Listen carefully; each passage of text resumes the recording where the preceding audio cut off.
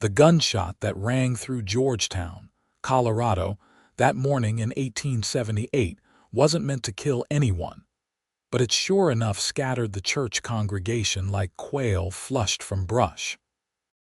Eleanor Pierce stood in the middle of Main Street, her father's rifle still smoking in her hands, while the reverends prized whether Vane lay in pieces on the ground 50 yards away. Ethan Zimmerman had only been in town for 3 hours, just long enough to stable his horse and find himself a room at the boarding house, when he heard the commotion.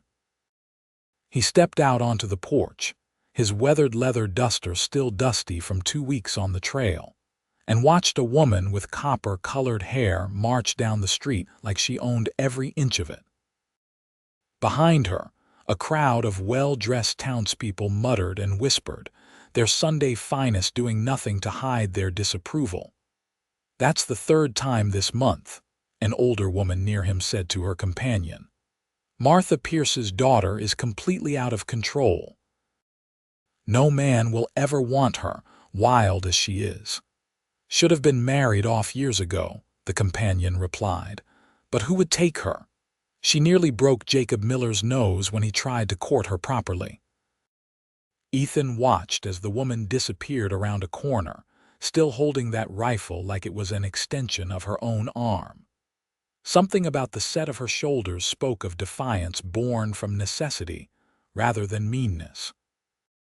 He had seen that look before, in horses that had been handled roughly, in dogs that had been kicked one too many times.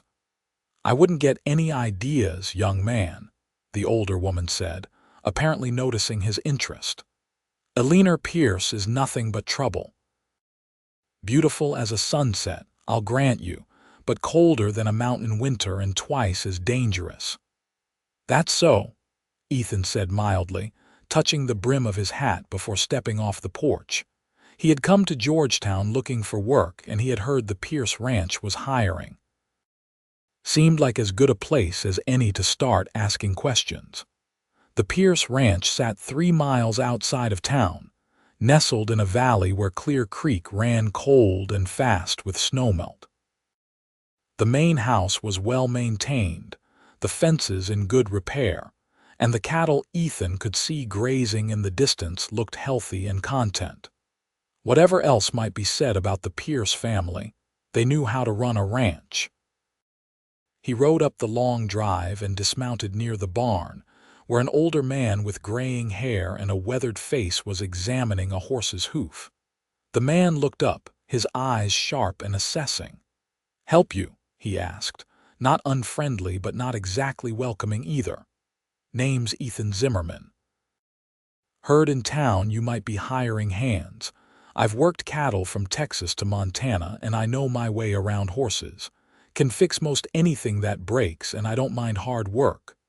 The man set down the horse's hoof and straightened up, wiping his hands on his pants. "Thomas Pierce. I own this place." "Can you start tomorrow?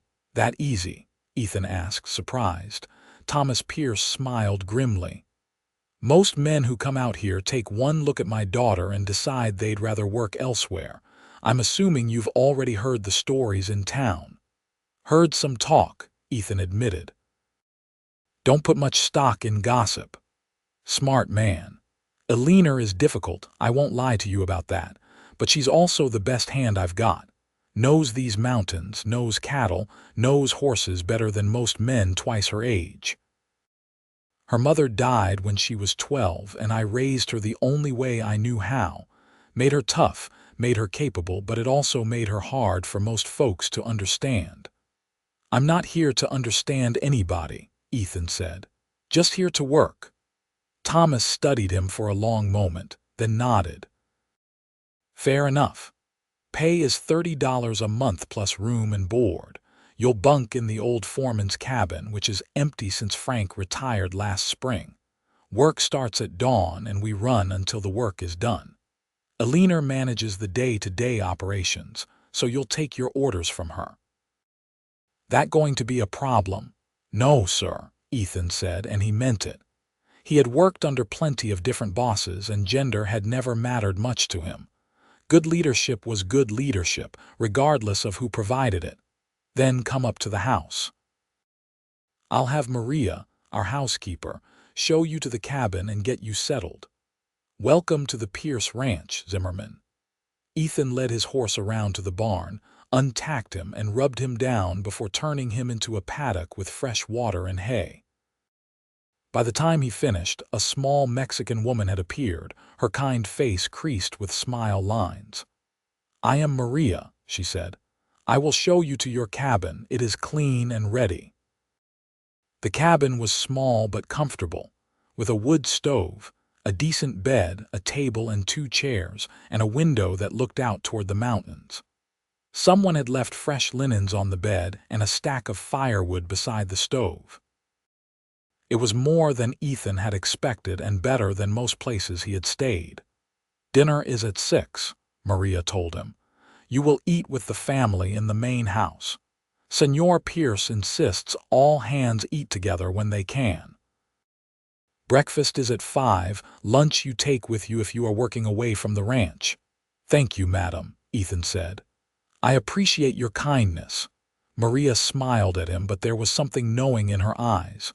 "You met Eleanor yet? Saw her in town earlier. Haven't spoken to her." "She is not what people say," Maria said quietly.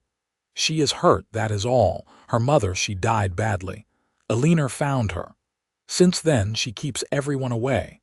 Better to be alone than to lose someone again, she thinks." Ethan nodded slowly, understanding blooming in his chest. He had known that kind of grief himself, years ago. It changed a person, made them build walls so high nothing could get in, not even the good things. "I'll keep that in mind," he said. That evening, Ethan washed up as best he could and made his way to the main house as the sun began to set behind the mountains, painting the sky in shades of orange and pink. Maria met him at the door and led him to a dining room where Thomas Pierce already sat at the head of the table, reading a newspaper. "Zimmerman," Thomas said, setting down the paper. "Good. Eleanor should be along shortly. She was checking on a cow that looked like she might calve early." They waited in companionable silence for a few minutes, and then Ethan heard boots on the porch, the door opening, and firm footsteps approaching. Eleanor Pierce walked into the dining room, and Ethan got his first real look at her. She was tall for a woman, probably 5 feet 7 or 8 inches, with that copper hair pulled back in a practical braid. Her face was striking rather than conventionally pretty, all strong bones and determined jaw, but her eyes were the color of spring grass, bright and intelligent, and currently looking at him with deep suspicion. "This is Ethan Zimmerman," Thomas said. "He's our new hand. He know anything." Eleanor asked bluntly, not even greeting him. "Says he's worked cattle from Texas to Montana," Thomas replied mildly. Eleanor finally looked at Ethan directly. "That true?" "Yes, madam," Ethan said. "Started when I was 14 on my family's ranch in Texas, worked my way north over the years. No cattle, horses, mending fence, basic blacksmithing, and I can track pretty well." "You any good with difficult animals?" "Depends on what you mean by difficult," Ethan said carefully. "Most animals aren't difficult for no reason. Usually they've been hurt or scared or handled wrong. You can work with that if you're patient." Something flickered in Eleanor's eyes, there and gone so fast he almost missed it. "We've got a mare that won't let anyone near her foal, kicks anyone who tries. If you can handle that, you might be worth keeping around." "I can try," Ethan said. They sat down to dinner, which was a hearty beef stew with fresh bread and butter. The food was excellent, but the atmosphere was tense. Eleanor ate in silence, her posture rigid, while Thomas tried to make conversation with Ethan about the ranch and the upcoming season. After dinner, Eleanor stood abruptly. "I'll show you the mare now, still enough light." Ethan followed her out to the barn, where she led him to a large stall in the back. Inside, a beautiful chestnut mare stood protectively over a gangling foal that couldn't have been more than a week old. The mare's ears went flat back the moment they approached. She was fine before the birth, Eleanor said quietly. Friendly, easy to handle, but something went wrong during the delivery. The foal got stuck and she was in pain for hours before we could get him out. Since then, she won't let anyone close. We've been able to get feed and water to her, but we need to check the foal, make sure he's nursing properly, check his legs. I am worried about them both. Ethan watched the mare carefully. She was frightened, that much was clear. Every muscle in her body was tense, ready to protect her baby from any perceived threat. "May I?" he asked, gesturing to the stall door. "It's your funeral," Eleanor said, but she stepped aside. Ethan opened the door slowly, making no sudden movements. He didn't approach the mare, just stood inside the stall, not even looking directly at her. He started talking, his voice low and gentle, not really saying anything important, just letting her get used to the sound of him. 5 minutes passed. Then 10. Eleanor waited outside the stall, watching with her arms crossed, her expression skeptical but not hostile. The mare gradually relaxed, her ears coming forward, her breathing slowing, still talking softly.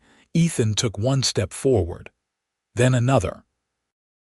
He kept his body angled away from the mare, non-threatening, patient.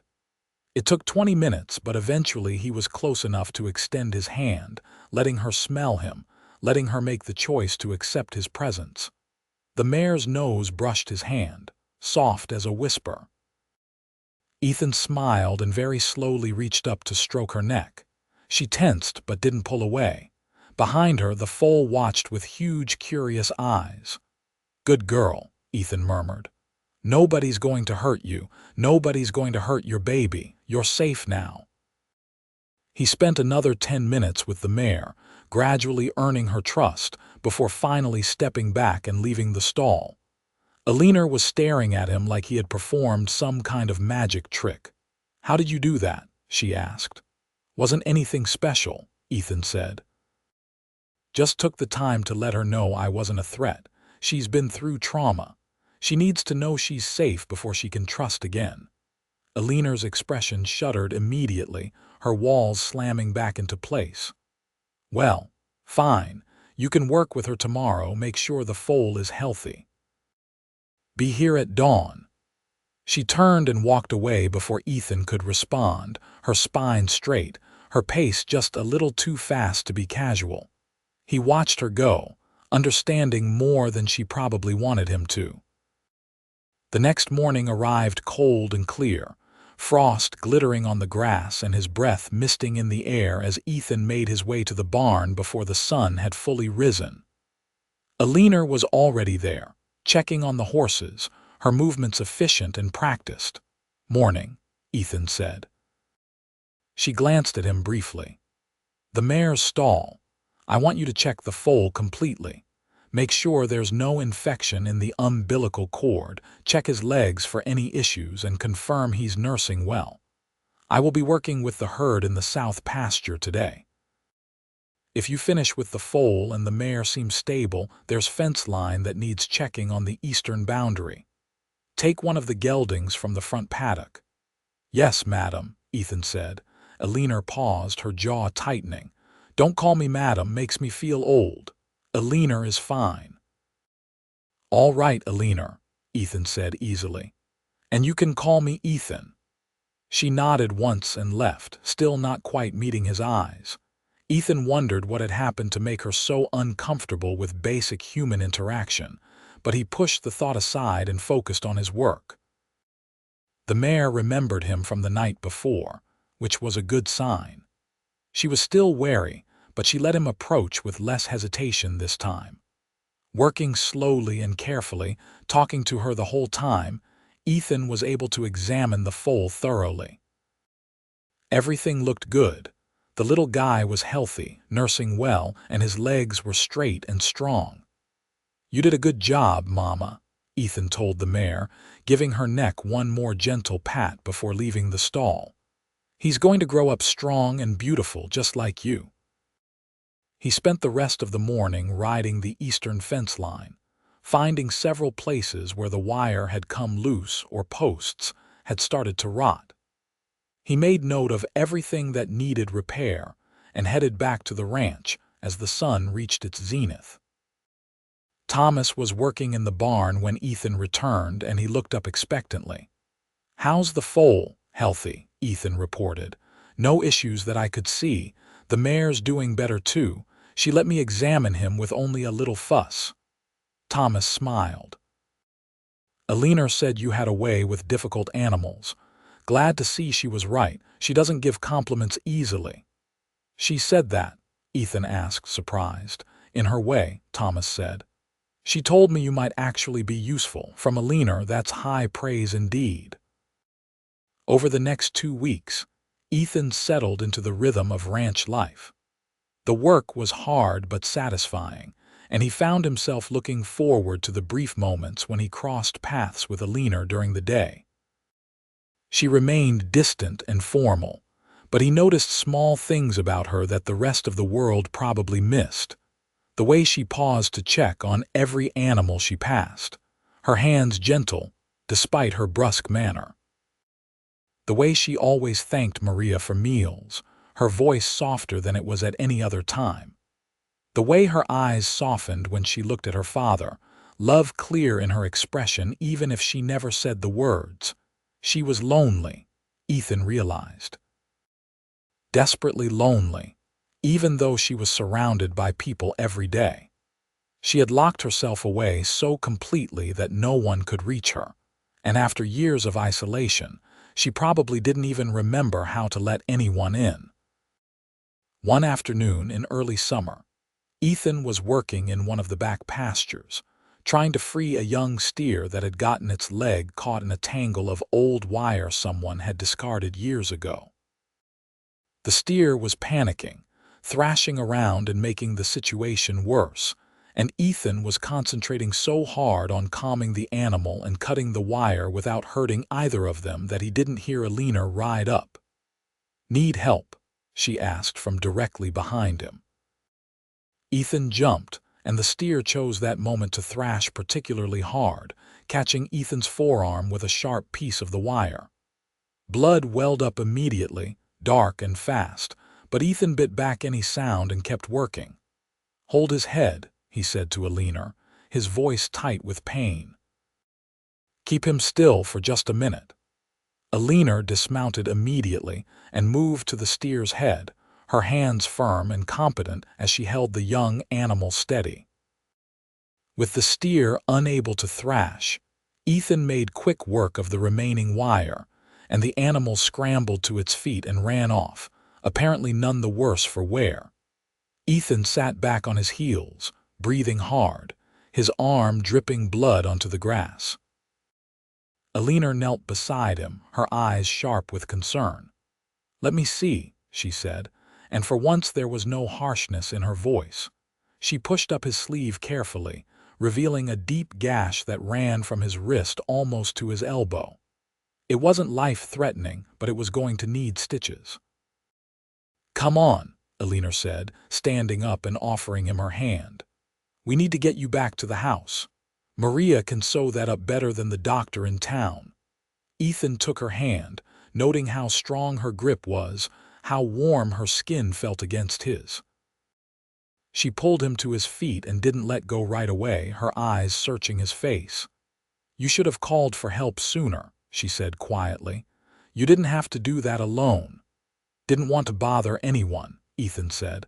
"I can handle most things myself." "That's a stupid way to live," Eleanor said, but there was no heat in her words. "Everybody needs help sometimes. Even you," Ethan asked gently.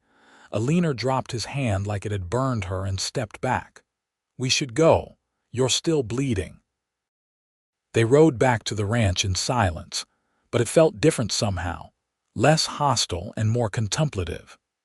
Maria clucked over Ethan like a worried hen when they walked into the kitchen, and she cleaned and stitched the wound with practiced efficiency while Eleanor watched from across the room. "You are lucky," Maria said as she tied off the last stitch. "Could have been much worse. Keep it clean, change the bandage every day, and it should heal fine." "Thank you, Maria," Ethan said sincerely. "He should rest for the remainder of the day," Eleanor said abruptly. "He has lost a fair amount of blood." "I'm fine," Ethan protested. "I can still work." "That wasn't a suggestion," Eleanor said sharply. "Rest, that's an order." She turned and left before he could argue further. Maria smiled at him knowingly. "She worries," Maria said softly. "She just does not know how to show it anymore." That evening, Ethan was sitting on his cabin porch watching the sun set behind the mountains when he heard footsteps approaching. Eleanor emerged from the gathering dusk, carrying something wrapped in a cloth. "Maria sent dinner," she said, not quite meeting his eyes. "She thought you might not feel up to walking to the main house." "That was kind of her," Ethan said, "and kind of you to bring it." Eleanor shrugged uncomfortably. "I was coming this way anyway." She started to leave, but Ethan spoke before he could stop himself. "Stay for a few minutes. Watch the sunset. I promise I'm not dangerous, even with one arm out of commission."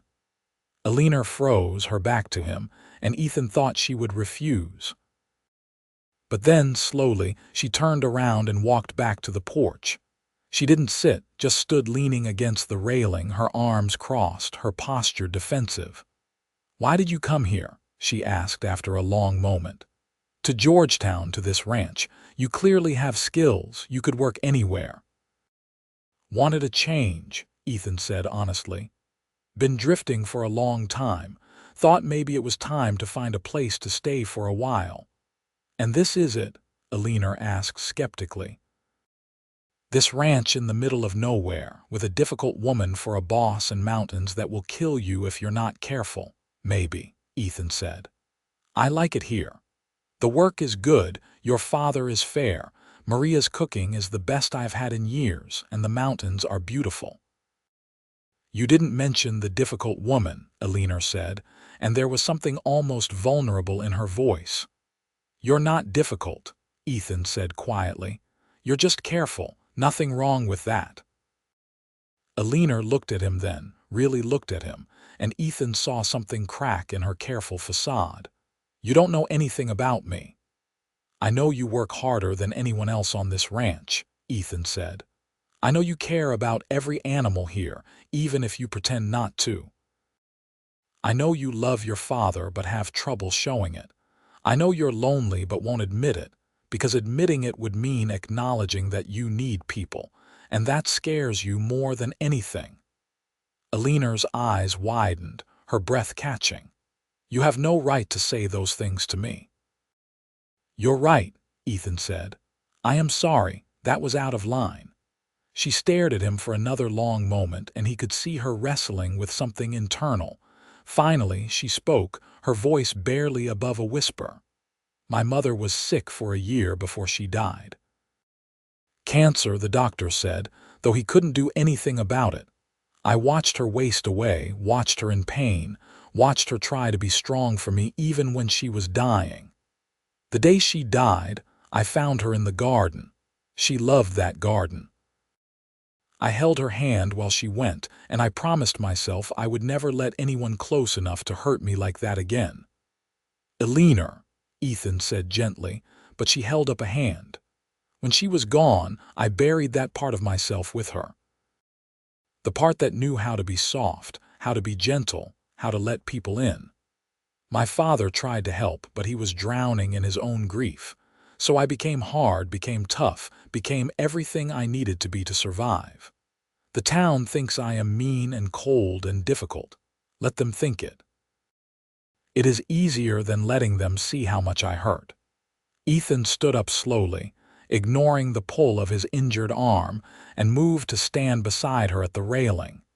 He didn't touch her, just stood close enough that she could feel his presence. "Being strong doesn't mean you have to be alone," he said softly. "And letting people care about you doesn't mean you're weak. It just means you're human." Eleanor turned her head to look at him, and in the fading light he could see tears glistening in her eyes. I don't know how to be anything else anymore. Then maybe you could learn, Ethan said. If you wanted to, if you were willing to try. Why do you care? She asked, and it wasn't hostile, just genuinely curious. Why would you bother with me when everyone else has given up? Because I see you, Ethan said simply. Not the version you show everyone else, the real you. And I think you're worth knowing. One tear spilled over, tracking down Eleanor's cheek, and she reached up angrily to wipe it away. I don't cry. I haven't cried in 6 years. Maybe it's time to start again, Ethan said gently. Eleanor let out a sound that was half laugh, half sob. And then, to both of their surprise, she turned toward him and let herself lean against his shoulder. Ethan wrapped his good arm around her carefully, feeling her shake with silent tears, and held her while the sun finally disappeared behind the mountains, and the stars began to emerge overhead. They stood like that for a long time, not speaking, just existing together in the darkness. When Eleanor finally pulled away, her eyes were red but clearer than Ethan had ever seen them. "Thank you," she said quietly. "I should go." "Eleanor," Ethan said as she started to leave, "this doesn't have to be a one-time thing. I am here if you need to talk. Or just if you need someone to sit with. No pressure, no expectations. Just someone who understands." She nodded once, not trusting herself to speak, and disappeared into the night. Ethan stood on his porch for a long time afterward, thinking about green eyes full of tears and walls that were finally starting to crumble. The next morning, Eleanor didn't avoid him the way he half expected her to. Instead, she found him in the barn and asked, with uncharacteristic hesitancy, if he would ride out with her to check on some cattle in the high meadow. "If your arm is up to it," she added quickly. "If not, I can ask one of the other hands." "My arm is fine," Ethan said. "I would be glad to come with you." They rode out together in the clear morning light, following a trail that climbed steadily into the mountains. Eleanor led the way with confident ease, clearly knowing these paths like the back of her hand. As they rode, she pointed out landmarks, told him about the different pastures and where water could be found and which areas to avoid during storms. She was still Eleanor, still serious and practical and direct, but there was something different about her today. She met his eyes when she spoke to him. She asked him questions about his past, about the places he had been and the things he had seen. She even laughed once, a genuine surprised laugh, when he told her about a particularly stubborn bull he had worked with in Wyoming. "Sounds like you've had an interesting life," she said as they reached the high meadow and paused to let the horses rest. "Interesting is one word for it," Ethan said. "Lonely would be another. I have been moving for so long, I forgot what it feels like to stay in one place, to know people and let them know me." Eleanor was quiet for a moment, looking out over the meadow where their cattle grazed peacefully. "I have been staying in one place for so long, I forgot what it feels like to actually live instead of just surviving." "Maybe we can remind each other," Ethan said. She looked at him then, something soft and almost hopeful in her expression. "Maybe we can." Over the following weeks, something shifted between them. It was nothing dramatic, nothing the rest of the ranch would even notice, but Ethan felt it in every interaction. Eleanor sought him out more often, asking his opinion on ranch matters, inviting him to ride with her when she checked on distant pastures. She started staying after dinner to talk with him and her father, her posture gradually relaxing, her rare smiles becoming slightly less rare. Thomas noticed, of course. One evening, when Eleanor had already excused herself to check on a pregnant cow, Thomas caught Ethan's eye across the table. "I don't know what you said to my daughter," Thomas said quietly, "but thank you. I haven't seen her this much at ease in years." "I didn't do anything special," Ethan said honestly. "Just treated her like a person instead of a problem to be solved." Thomas nodded slowly. Most people don't understand Eleanor. They see the walls she has built and decide it is not worth the effort to get past them. But you looked at those walls and saw the reason she built them in the first place. She's worth the effort, Ethan said simply. She is, Thomas agreed. And I think she's starting to believe that again, thanks to you. One Saturday afternoon in late June, the ranch hands had the afternoon off, and Ethan decided to ride into Georgetown for supplies. He was surprised when Eleanor appeared at the barn, dressed in a simple blue dress instead of her usual work clothes. "I am coming with you," she announced. "I need to pick up some things at the general store." They rode into town together, and Ethan couldn't help but notice how people stared as they passed. Eleanor held her head high, ignoring the whispers and pointed looks, but Ethan saw the tension in her shoulders, the way her jaw tightened. At the general store, the proprietor's wife, a woman named Mrs. Hutchins, looked at Eleanor with barely concealed disapproval. "Miss Pierce, I see you've brought one of your ranch hands with you. How appropriate." "Mrs. Hutchins," Eleanor said coolly. "I need 3 pounds of sugar, a sack of flour, and those blue ribbons in the window." Mrs. Hutchins raised an eyebrow. "Ribbons? Is there a problem?" Eleanor asked, her voice dangerously quiet. No, Mrs. Hutchins said hastily. "I am just surprised. You've never bought ribbons before." Eleanor didn't dignify that with a response. She simply waited while Mrs. Hutchins gathered her items, paid, and left with her head high. Ethan followed, carrying the supplies. "Hateful woman," Eleanor muttered once they were outside. "She has been trying to marry off her daughter to any available man within 50 miles. The fact that I don't fit her narrow definition of proper womanhood personally offends her." "Her loss," Ethan said. "You're worth 10 of her daughter." Eleanor stopped walking and looked at him in surprise. "You don't even know her daughter." "Don't need to," Ethan said. "I know you and that's enough." Something in Eleanor's expression softened. "Why are you so kind to me?" "Because you deserve kindness," Ethan said. "And because I like you, Eleanor. I like who you are, walls and all." She blinked rapidly, looking away, and Ethan realized with a start that she was trying not to cry again. He stepped closer, not quite touching her but near enough to offer silent support. "I bought the ribbons because I thought I might try wearing my hair down sometimes," Eleanor said quietly. "Like I did before my mother died. Maria said blue would look nice with my coloring." "It will," Ethan said gently. "You'll look beautiful." "I don't care about being beautiful," Eleanor said, but there was no conviction in her voice. "Maybe you should," Ethan said. "Not for anyone else. For yourself.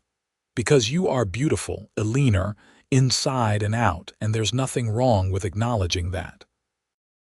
They stood there on the dusty street in Georgetown, Colorado, while people passed by and whispered. And Eleanor looked at Ethan like he had given her something precious she had thought was lost forever. "I don't know what to do with you," she said finally, a small smile playing at the corners of her mouth. "You don't have to do anything," Ethan said. "Just let me be here. Let me care about you. That's all I am asking." "That's not a small thing," Eleanor said seriously. "I know," Ethan replied. "But I think you're ready for it. I think you've been ready for a long time. You just needed someone patient enough to wait." Eleanor reached out then and took his hand, right there in the middle of town where everyone could see. Her grip was strong and sure, and she didn't let go until they reached their horses. "Thank you, Ethan," she said softly, "for seeing me, for waiting, for not giving up." "Never," Ethan promised. That evening, Eleanor came down to dinner with her hair loose around her shoulders, held back from her face with the blue ribbons she had bought. Thomas stared at her in open astonishment, and Maria made a small, pleased sound. "You look so much like your mother," Thomas said, his voice thick with emotion. "She would be so happy to see you like this." Eleanor smiled, and it was the first time Ethan had seen her smile at her father without reservation. "I think it's time I stopped hiding," Time I started living again." She sat down at the table, and her knee brushed against Ethan's under the table. She didn't move away, and neither did he. It was a small thing, but it felt monumental, this tiny point of contact between them, this acknowledgement that something was growing between them that neither of them could ignore anymore. After dinner, they walked outside together, an increasingly common occurrence that no one commented on anymore. The summer air was warm and sweet, full of the scent of grass and wildflowers and the distant promise of mountain snow. "I have been thinking," Eleanor said as they walked toward the creek that ran through the property, "about what you said about learning to let people in. I want to try, but I don't know where to start." "Start with me," Ethan said. "Tell me something true, something you've never told anyone else." Eleanor was quiet for a long time, her face thoughtful in the fading light. When she finally spoke, her voice was almost a whisper. "I'm afraid," she said. "Not of being alone. I know how to be alone. I'm afraid of being happy again, of caring about someone and then losing them. It almost killed me when I lost my mother. I don't know if I could survive that again." Ethan stopped walking and turned to face her. "I can't promise you that nothing bad will ever happen. Life doesn't work that way. But I can promise you that hiding from happiness doesn't protect you from pain.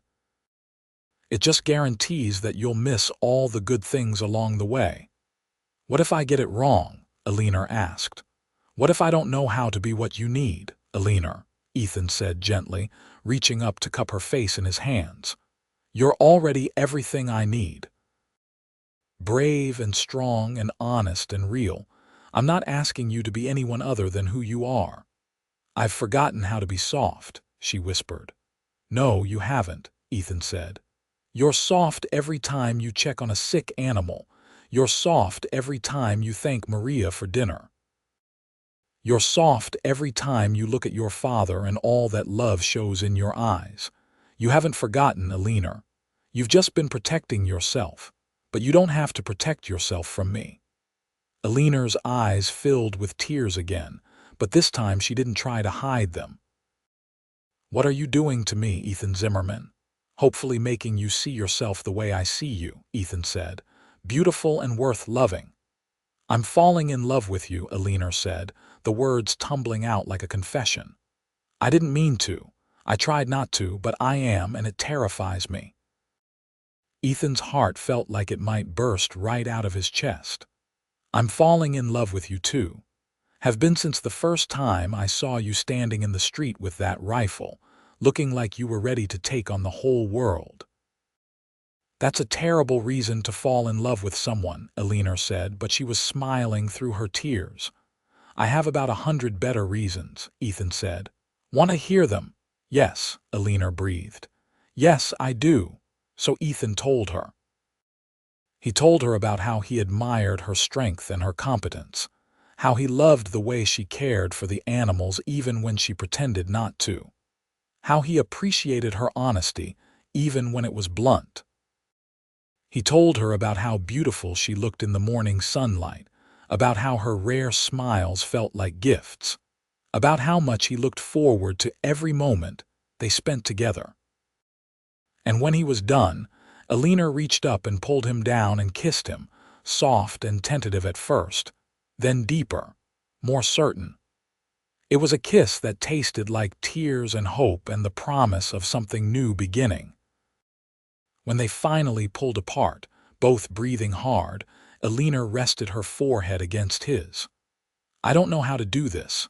I have never really been courted before, not properly. The men who tried before, they wanted to tame me, to make me into something I wasn't. You're different, but I still don't know what I'm supposed to do." "There's no supposed to," Ethan said. "We'll figure it out together. No expectations, no pressure. We'll just take it one day at a time and see where it leads us." "I like the sound of that," Eleanor said softly. They walked back to the main house hand in hand, and when they said goodnight on the porch, Ethan kissed her again, gentle and sweet. He could feel her smiling against his lips, and it was the best feeling in the world. Over the next few months, their relationship deepened and grew. Eleanor gradually opened up, sharing pieces of herself she had kept hidden for years. She told Ethan about her childhood, about riding with her father before her mother got sick, about the dreams she had harbored of someday running the ranch on her own. She also became more comfortable with physical affection, reaching for Ethan's hand without hesitation, leaning against him when they sat together in the evenings, kissing him goodnight with increasing confidence and passion. The walls she had built around her heart didn't crumble all at once, but brick by brick, they came down until Ethan could see all of her, the vulnerable parts and the strong parts, the scared parts and the brave parts. The town noticed the change in her too. People still whispered, but now the whispers were tinged with confusion rather than pure disapproval. Eleanor Pierce was softening, they said. That new ranch hand must have done something to her.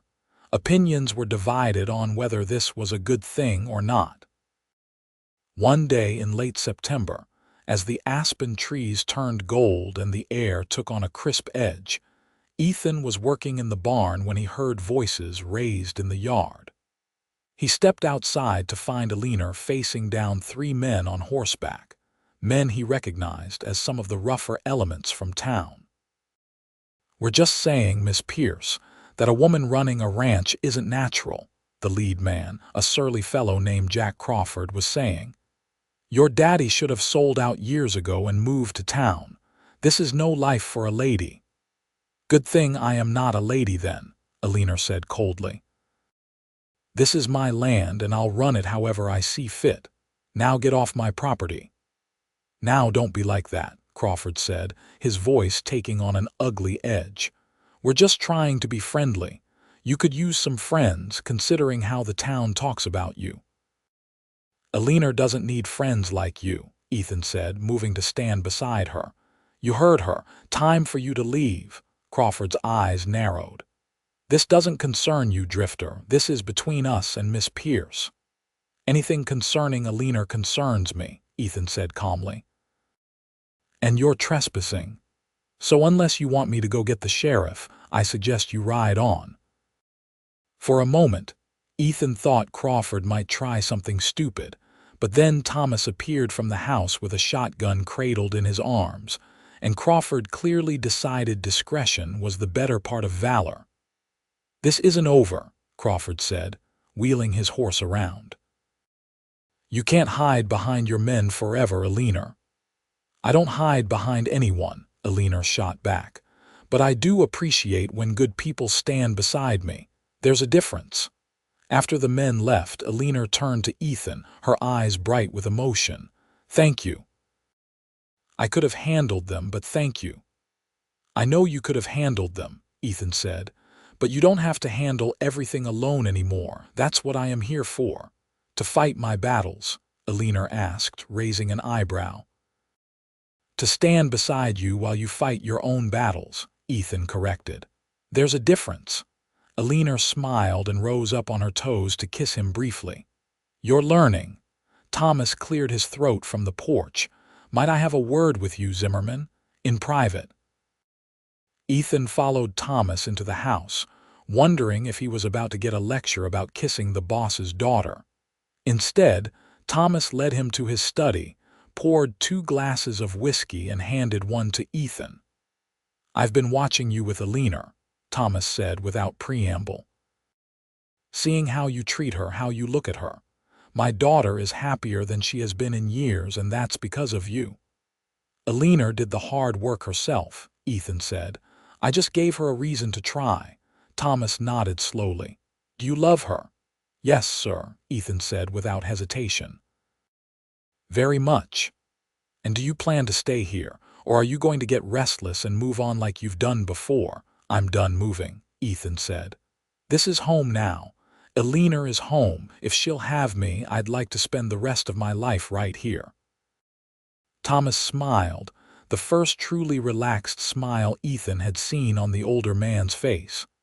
Then I suppose you should probably ask her to marry you at some point. I'd like to, Ethan admitted, but I don't want to rush her. She's come so far and I don't want to push too hard.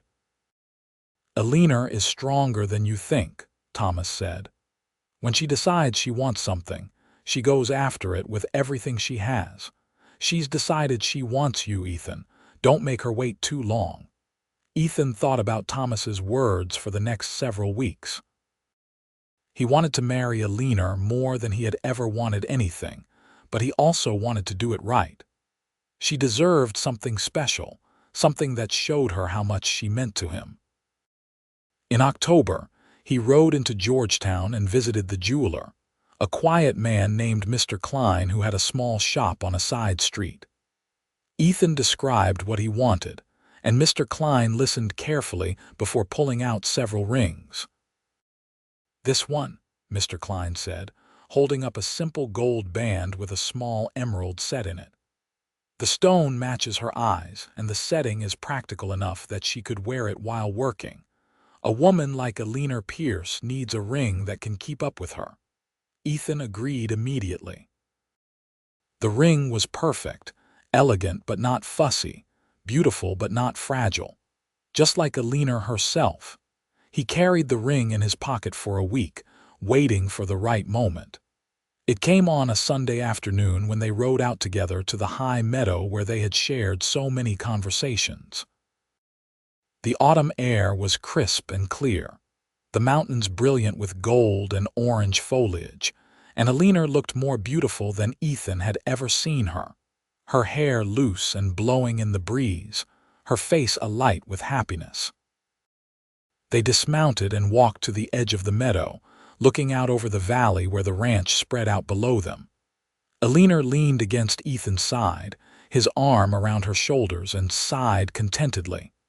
"I love it up here," she said. "It's like we're the only two people in the world." "Eleanor," Ethan said, his heart pounding, "I have something I want to ask you." She turned to look at him, her green eyes curious. "What is it?"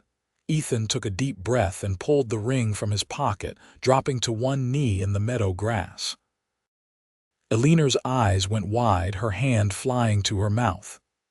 "Eleanor Pierce," Ethan said, "6 months ago I came to this ranch looking for work. I found so much more than that. I found a home. I found purpose. I found someone who challenges me and inspires me and makes me want to be the best version of myself. You warned me I was falling for a difficult woman, but what I discovered was that you're not difficult at all. You're extraordinary. You're brave and strong and kind and more beautiful than you'll ever believe. I love you with everything I am, and I want to spend the rest of my life proving that to you every single day. Will you marry me?" Tears streamed down Eleanor's face, but she was smiling the biggest, brightest smile Ethan had ever seen. "Yes," she said, her voice breaking with emotion. "Yes, yes, 1,000 times yes." Ethan slipped the ring onto her finger, and Eleanor pulled him to his feet and kissed him with a passion that left them both breathless. When they finally broke apart, she was laughing and crying at the same time, staring at the ring on her finger like she couldn't quite believe it was real. "It's beautiful," she said. "It's perfect. You're perfect." "I'm not perfect," Ethan said, laughing, "but I'm yours if you'll have me." "I'll have you," Eleanor said, "for now and forever and all the days after that." They rode back to the ranch in the afternoon light, and Eleanor practically ran into the house to show her father the ring. Thomas congratulated them both with tears in his eyes, pulling Eleanor into a tight embrace. "Your mother would be so happy," he said. "She always wanted to see you settled and loved." "I am loved," Eleanor said, looking at Ethan with such adoration that it made his chest tight. "So very loved." Maria cried happy tears and immediately started planning a wedding feast. The other ranch hands congratulated Ethan with handshakes and backslaps, clearly pleased that their boss had found happiness. They set the wedding date for December, wanting to give Eleanor time to prepare but not willing to wait too long. The engagement period was a happy blur of planning and preparation. Eleanor seemed to bloom with happiness, her smiles coming easier, her laughter ringing out across the ranch. She and Ethan spent every moment they could together, talking about their future, their plans for the ranch, the children they hoped to have someday. Eleanor confessed that she had always wanted a family, but had convinced herself it would never happen. Now, with Ethan beside her, she allowed herself to dream again. The wedding took place on a clear December morning, with snow dusting the mountains and the sun bright in a brilliant blue sky. They were married in the small church in Georgetown, the same church where Eleanor had shot down the weather vane all those months ago. The Reverend, who had been among those who disapproved of Eleanor's wild ways, seemed surprised but pleased by the change in her. Eleanor wore a simple cream-colored dress that Maria had helped her make, with her hair loose and decorated with small white flowers. She looked radiant, her face glowing with happiness as she walked down the aisle on her father's arm. Ethan waited at the altar, his heart so full he thought it might overflow. When Eleanor reached him, she handed her bouquet to Maria and took both of his hands, looking into his eyes with perfect trust and love. The ceremony was simple and heartfelt. They exchanged vows they had written themselves, promising to stand beside each other through all of life's challenges, to be honest and true, to build a life together founded on love and respect and understanding. When the Reverend finally pronounced them husband and wife, Ethan kissed Eleanor with all the love in his heart, and the small congregation applauded. Even some of the townspeople who had disapproved of Eleanor seemed moved by the obvious love between them. The reception was held at the ranch, with tables set up in the barn that had been decorated with evergreen boughs and candles. Maria had outdone herself with the food, and there was music and dancing and laughter. Eleanor danced with her father first, both of them teary-eyed, and then with Ethan, who held her close and marveled that this amazing woman was now his wife. "I never thought I could be this happy," Eleanor whispered as they swayed together. "I had given up on happiness, accepted that I would spend my life alone, and then you rode into my life and changed everything." "We changed everything together," Ethan said. "You took a chance on me, on us. That took more courage than anything else." "I love you," Eleanor said. "I will spend the rest of my life loving you." "And I'll spend the rest of mine loving you back," Ethan promised. They settled into married life with surprising ease. Eleanor had been worried that she wouldn't know how to share her space, her life, with another person after so many years of isolation. But with Ethan, everything felt natural. He moved into the main house with her, and they created a home together that was warm and welcoming. Thomas had given them the master bedroom, insisting that newlyweds needed privacy, and he moved into a smaller room down the hall. The three of them developed an easy rhythm, working together to run the ranch, sharing meals and conversation and quiet evenings by the fire. Eleanor continued to manage the day-to-day operations of the ranch, but now Ethan was her full partner, his opinions valued and respected. Together, they made plans to expand the herd, to improve the breeding stock, to build a better future for the ranch. Spring came, bringing new life to the mountains and the ranch. The mare whose foal Ethan had helped check that first week had another baby, and this time she was calm and trusting, letting both Ethan and Eleanor handle the newborn without any fuss. "You worked a miracle with her," Eleanor said, watching the mare nuzzle her foal contentedly. "Just gave her a reason to trust again," Ethan said. "Same as someone else I know." Eleanor smiled and leaned against him. "Best decision you ever made coming to this ranch." "Best decision I ever made was not giving up on you when everyone else had," Ethan countered. "We're both right," Eleanor said, rising up to kiss him. We saved each other. In June, Eleanor discovered she was pregnant. She told Ethan one evening as they sat on their porch, watching the sunset paint the mountains in shades of gold and pink. She was nervous, her hands trembling slightly as she took his hand and placed it on her still flat stomach. "We're going to have a baby," she said softly. "Are you happy?" "Happy," Ethan laughed and pulled her into his arms. "Eleanor, I'm thrilled, I'm amazed, I'm the luckiest man alive."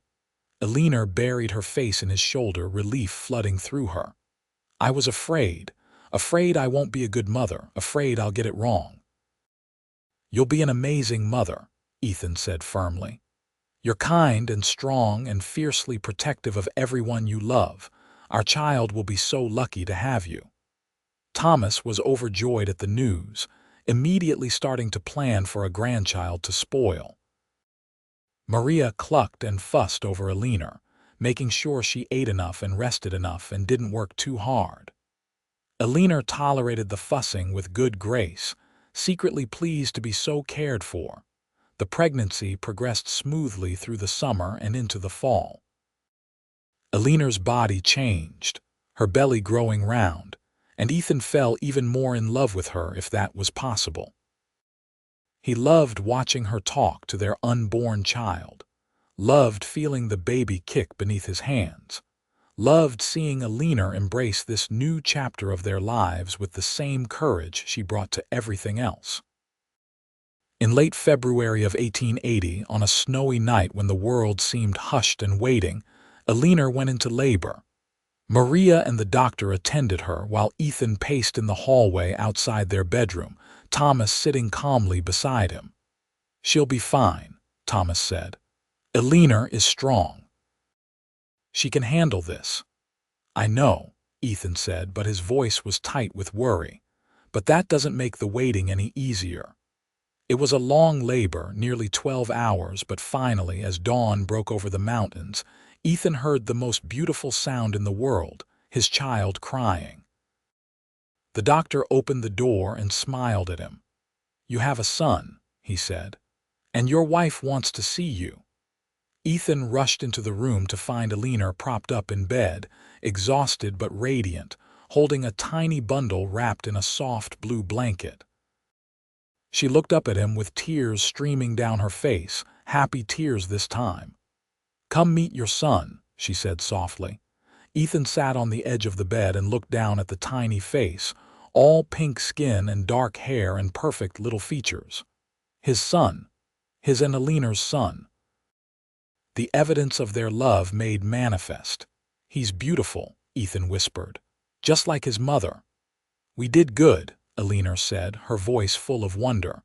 "We made a whole person." They named him James Thomas Zimmerman after Eleanor's maternal grandfather and her father.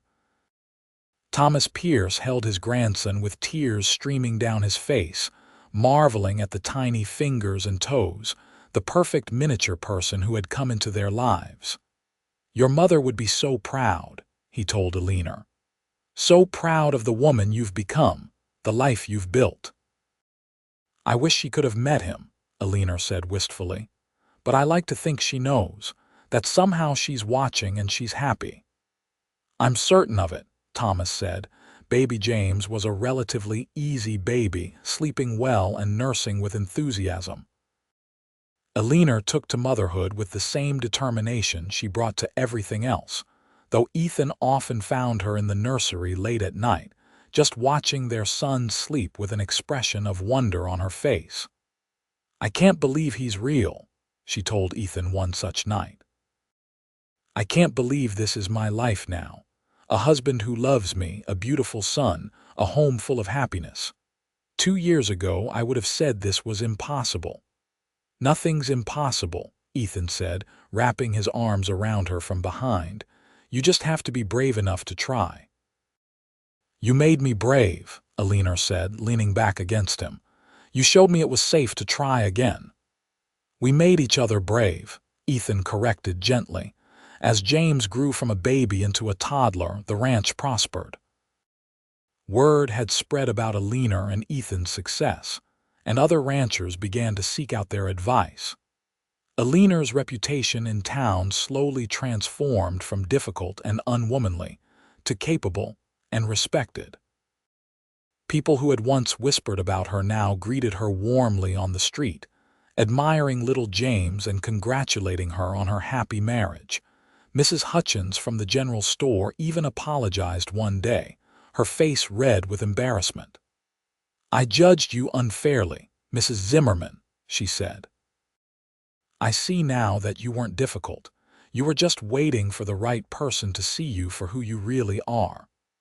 Eleanor accepted the apology with grace, though later she told Ethan, "I wasn't waiting for anyone.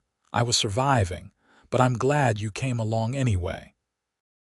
When James was 2 years old, Eleanor discovered she was pregnant again. This time she was excited rather than nervous, eager to give James a sibling and expand their family. Thomas, now in his 60s but still spry and active, was thrilled at the prospect of another grandchild. Their daughter was born in the spring of 1882, a tiny thing with Eleanor's copper hair and Ethan's dark eyes. They named her Sarah Marie after Ethan's mother and Maria, who had become such an important part of their family. With 2 young children, the house was full of noise and laughter and chaos. Eleanor juggled motherhood and ranch management with impressive skill, though Ethan made sure she never felt like she had to do everything alone. They worked as a true partnership, supporting each other, covering for each other when one needed a break, making decisions together about their family and their future. One evening in late summer, when James was 3 and Sarah was crawling around the parlor, exploring everything she could reach, Eleanor and Ethan sat on their porch watching the sunset. It had become a tradition for them, this quiet time at the end of each day, a chance to reconnect and appreciate everything they had built together. "You remember the first time we watched the sunset together?" Eleanor asked, her head resting on Ethan's shoulder. "Right after you cut your arm helping that steer, I remember," Ethan said. "I remember thinking how brave you were, how much strength it took for you to open up to me even a little bit." "I remember being terrified," Eleanor admitted. "Terrified that if I let you in, I would get hurt. But more terrified of spending the rest of my life alone, never taking the risk." "I'm glad you took the risk," Ethan said, kissing the top of her head. "So am I," Eleanor said. "You know, people used to warn you I was difficult. Did you know that? That first day you came to the ranch, half the town probably told you I was impossible to work with, impossible to get along with, impossible to love." "I remember," Ethan said. "And what I discovered was that you weren't difficult at all. You were just waiting for someone to understand, to see past the walls to the real you underneath. And once I did, once you let me in, everything else fell into place." Eleanor turned to look at him, her green eyes soft with love. "You saved my life, Ethan Zimmerman. Maybe not in the dramatic sense, but in the way that really matters. You saved me from a life of loneliness and fear. You showed me it was possible to be happy again." "We saved each other," Ethan said, echoing the words they had spoken so many times before. "You showed me what home really means. You gave me a place to belong." Inside the house, they could hear James laughing at something and Sarah's happy babbling. Thomas's voice joined in, probably playing with his grandchildren before bedtime. The sounds of family, of home, of a life well lived. "No regrets?" Eleanor asked softly. "Not a single one," Ethan said firmly. None," Eleanor said. "Except maybe that I wasted so much time being afraid, but even that led me here to you, to this life. So maybe it wasn't wasted after all." "Nothing is wasted if it teaches us something valuable," Ethan said. "And everything we went through, everything we survived, it made us who we are. It made us ready for each other." They sat in comfortable silence as the sky darkened and the first stars began to appear. In the distance, cattle lowed softly, and the creek babbled over stones. The mountains stood eternal and unchanging, witnesses to their love story, guardians of their happiness. Years passed in this manner, full and rich and beautiful. James grew into a serious, thoughtful boy who loved the ranch and the animals as much as his mother did. Sarah became a spitfire of a child, fearless and adventurous, always getting into some kind of mischief. When James was 6 and Sarah was 4, Eleanor gave birth to another son whom they named William. And 3 years after that, their youngest daughter arrived, a tiny thing they called Margaret, who had her father's temperament and her mother's determination. Thomas Pierce lived to see all 4 of his grandchildren grow into bright, happy children. He passed away peacefully in his sleep one winter night when he was 72, surrounded by the family he loved. Eleanor grieved deeply, but with a peace she wouldn't have been capable of years before. Her father had lived to see her happy, had known his grandchildren, had died knowing his ranch would continue to thrive under Eleanor and Ethan's capable management. They buried him in the small cemetery on the hill overlooking the ranch, and Eleanor planted wildflowers on his grave every spring, the same flowers her mother had loved. Standing beside his grave with Ethan's arm around her and their children gathered close, Eleanor felt a profound sense of gratitude for the life she had been given, for the love she had found, for the courage she had discovered to try again. The ranch continued to prosper under their management. They expanded their operations, bought additional land, bred some of the finest cattle in Colorado. But more than their material success, they built a legacy of love and family and community. Their children grew up knowing they were cherished, knowing that love was patient and kind and never gave up. James eventually took over much of the day-to-day ranch management, working alongside his parents with skill and dedication. Sarah, true to her adventurous nature, married a surveyor and moved to Denver but visited often with her own growing family. William became a veterinarian, the first in the family to attend college, and returned to Georgetown to practice, helping both the ranch and the wider community. Margaret, the youngest, inherited her mother's fierce independence and her father's gentle heart, and eventually ran the local school, teaching a generation of Georgetown children. On their 20th wedding anniversary, Ethan and Eleanor rode up to the high meadow where he had proposed, just the two of them, leaving their children in Maria's capable care. The meadow looked much as it had that autumn day, golden and beautiful and peaceful. They dismounted and walked to their favorite spot, where they had shared so many important moments over the years. Eleanor was 40 now, with threads of silver beginning to show in her copper hair, and Ethan was 42, his face lined with years of sun and work and laughter. But when they looked at each other, they saw the same people who had fallen in love here, who had promised their lives to each other, who had built something beautiful together. 20 years, Eleanor said wonderingly. It feels like yesterday and forever at the same time. Best 20 years of my life, Ethan said. Every single day with you has been a gift. Even the hard days, Eleanor asked with a small smile. The days when the cattle got loose or the children were sick or we argued about something silly, especially those days, Ethan said. Because even on the hard days we had each other. We faced everything together and we came through stronger for it. Eleanor moved into his arms, fitting against him as perfectly as she always had. They warned you I was difficult, she said, repeating the old refrain. That first day in town, so many people probably told you to stay away from the difficult Pierce daughter.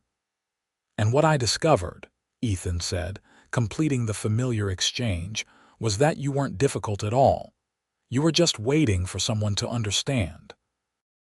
Someone patient enough to see past the walls, someone willing to prove that love was worth the risk. You proved it every day, Eleanor said softly. Every single day for 20 years, you've shown me that I was worth loving, worth fighting for, worth waiting for. You gave me back my life, Ethan. You gave me back myself. You did the same for me, Ethan said. I was drifting before I found you, just moving from place to place with no real purpose. You gave me a home. You gave me a reason to stay. You gave me a family and a future and more love than I ever dreamed possible. They kissed then, soft and sweet and full of 20 years of love and commitment and partnership. Around them, the meadow grass whispered in the breeze, and the mountains stood strong and eternal, and the sky stretched out endless and blue above them. To 20 more years, Eleanor said when they finally pulled apart. To 50 more years, Ethan countered. To forever. To forever, Eleanor agreed. I love you, Ethan Zimmerman. And I love you, Eleanor Zimmerman, today and always. They stayed in the meadow until the sun began to set, talking about their children and their dreams for the future, laughing over memories and making new ones. As the sky turned gold and pink and purple, they mounted their horses and rode back down to the ranch, to their home, to their family, to the beautiful life they had built together. The years that followed were full of the joys and sorrows that make up any well-lived life.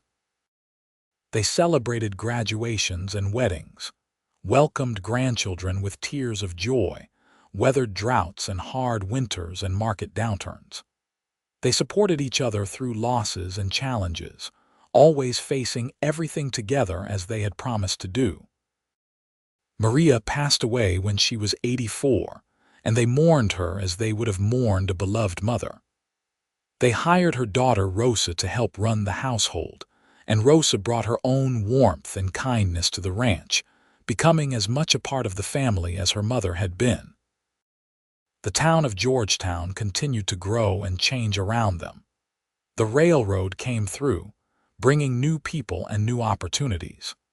The old animosities and judgments faded away as people who had never known the difficult Eleanor Pierce met only the respected Mrs. Zimmerman, successful rancher and devoted wife and mother. But Eleanor never forgot who she had been or how far she had come. She made a point of being kind to young women in town who seemed lonely or lost, offering them work on the ranch if they needed it, showing them by example that a woman could be strong and capable and still deserving of love and happiness. "You're paying it forward," Ethan observed one day after Eleanor had hired yet another young woman who reminded him a bit of Eleanor herself, all defensive angles and hidden hurt. "Someone gave me a chance when I had given up on chances," Eleanor said simply. "The least I can do is give others the same opportunity." On their 30th anniversary, their children organized a huge celebration, inviting everyone from the ranch and the town, and even friends from as far away as Denver. The barn was decorated with flowers and ribbons, and there was music and dancing and more food than anyone could possibly eat. Ethan and Eleanor danced together as they had at their wedding, moving easily after 3 decades of practice. They were older now, their hair gray, their faces lined, but the love between them was as strong as ever, perhaps even stronger for having weathered the storms of life together. "Look at all of this," Eleanor said, gesturing to the celebration around them, their children and grandchildren and friends all gathered to celebrate their love. "Look at what we built." "We built something pretty amazing," Ethan agreed. "A family, a legacy, a love that will outlast us both." "I wish everyone could have what we have," Eleanor said. "This feeling of being known and loved and accepted exactly as you are, it's the most precious gift in the world." "You gave me that gift," Ethan said. "The day you trusted me enough to let me see the real you. You gave me everything that matters." They were interrupted by their grandchildren begging them to dance again, and they laughingly obliged, surrounded by the next generation of Zimmermans, all of them products of the love story that had started so many years ago in this very place. Eleanor and Ethan lived to see their children fully grown and settled, to see their grandchildren graduate and start families of their own. They lived to celebrate 50 years of marriage, an occasion marked by a quiet dinner with just their immediate family, full of memories and laughter and love. On a clear autumn morning when Eleanor was 70 and Ethan was 72, they rode out to the high meadow one more time. It was harder now, their bodies not as young as they once were, but they still made the journey, unwilling to give up this tradition that had meant so much to them over the years. They sat in their favorite spot, looking out over the valley where the ranch spread out below them, where their children and grandchildren carried on the work they had started, where their legacy would continue for generations to come. "You remember the first time we came here together?" Eleanor asked. "When you showed me the mare and her foal, I remember everything," Ethan said. "Every moment with you has been precious to me." "No regrets?" Eleanor asked, just as she had so many times over the years. "Not a single one," Ethan replied, giving the same answer he always did. "You." "Only that we don't have another 50 years ahead of us," Eleanor said. "But I'm grateful for the ones we've had. So very grateful." "Me too," Ethan said, pulling her close. "Every day with you has been a blessing, Eleanor. You turned my life from an empty journey into a beautiful adventure." They sat together as the sun climbed higher in the sky, comfortable in the silence that came from decades of understanding each other completely. Around them, the meadow grass whispered its eternal song, and the mountains stood watch as they always had, and the world continued on in its endless cycle of seasons and change. But some things never changed. The love between Eleanor and Ethan Zimmerman remained constant, a bright flame that had warmed them for 50 years and would continue to warm them until their last days. They had proven that love could heal old wounds, that patience and understanding could break down any wall, that taking a risk on another person was the bravest and most worthwhile thing anyone could ever do. They had started as two lonely people, each wounded in their own way, each certain they would spend their lives alone. And they had found each other at exactly the right moment, had been brave enough to try, had built a life together that was richer and fuller than either of them had ever dreamed possible. The people who had warned Ethan that Eleanor was difficult had been wrong. She hadn't been difficult. She had just been waiting, though she hadn't known it, for someone who would understand. And Ethan had been that person, the one patient enough and kind enough and brave enough to see past the walls to the extraordinary woman within. Their love story became something of a legend in Georgetown, passed down through the generations as an example of what real love could be. People spoke of the difficult woman who had found happiness and the cowboy who had seen her true heart. They spoke of a marriage built on understanding and respect and genuine partnership, of two people who had saved each other in all the ways that mattered. And in the high meadow above the ranch, where Ethan had first proposed and where they had shared so many precious moments, the grass continued to grow, and the wildflowers bloomed each spring, and the mountains kept their eternal watch. The meadow remembered the love story that had unfolded there, held it close like a treasured secret, a testament to the power of love to transform even the most wounded heart. Eleanor and Ethan lived out their days surrounded by the family and community they had built, their love still strong, still constant, still the foundation upon which everything else rested. And when their time finally came, many years down the road, they went peacefully, knowing they had lived well and loved completely and left the world a better place than they had found it. Their children buried them side by side in the cemetery on the hill, next to Thomas Pierce and his beloved wife, under the big cottonwood tree where they could look out over the ranch forever. And on their shared headstone, their children inscribed a simple message that captured the essence of their love story. They warned him she was difficult. He discovered she was just waiting for understanding. Together, they built a love that will echo through generations. And it did. The story of Eleanor and Ethan Zimmerman lived on in Georgetown for generations, told and retold, inspiring others to look past surfaces, to be patient with wounded hearts, to believe that love was always worth the risk. Their ranch continued to thrive under the management of their descendants, and the high meadow remained a special place where couples went to pledge their love, drawn by the romantic story of the difficult woman and the patient cowboy who had started it all. But more than a story, more than a legend, Eleanor and Ethan's love became a living legacy in the lives of their children and grandchildren and great-grandchildren.